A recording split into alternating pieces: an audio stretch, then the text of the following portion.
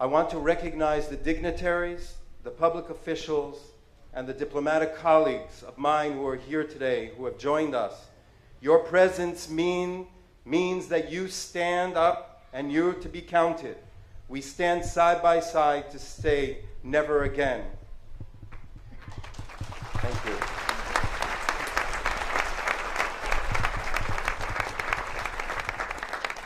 And I'm especially honored to recognize the Holocaust survivors here today. You continue to inspire us and empower us with your resilience, your strength, and your dignity.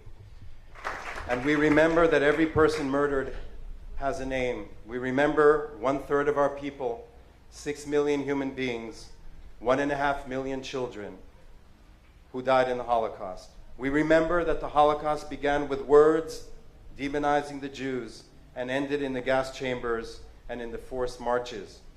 We remember that all too many remained silent and that many actively and passively participated in the attempted destruction of an entire people.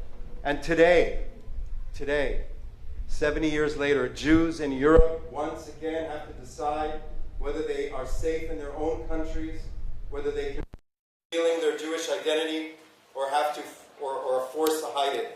How can it be that in 2015, to walk openly as a Jew in some European cities literally amounts to an act of courage? The deliberate killings of Jews in Paris and Brussels and Toulouse and Copenhagen are clarion calls reminding us that words, hashtags, and marches are not enough. Words without deeds are empty. They are hollow. And governments must stand up to anti-Semitism, condemn and act against Holocaust denial, and take on radical Islamist elements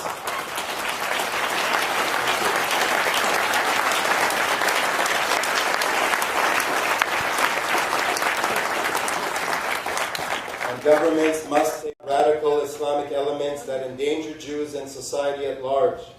While it may begin with the Jews, we know it doesn't end there. I must commend the Prime Minister of France for announcing on Friday a strong and important beginning of series of steps to combat the scourge of anti-Semitism in France, and hope that other world leaders will follow suit.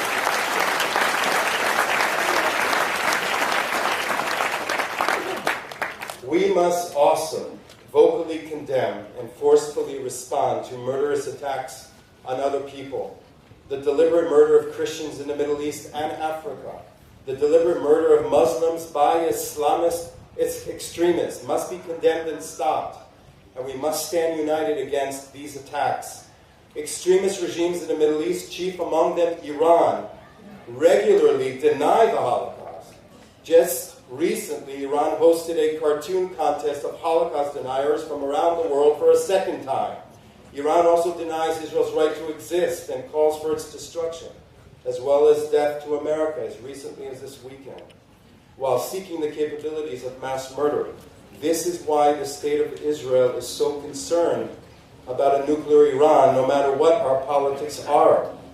We have unfortunately learned to take these threats very seriously.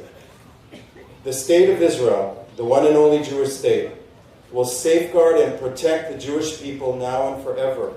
In doing so,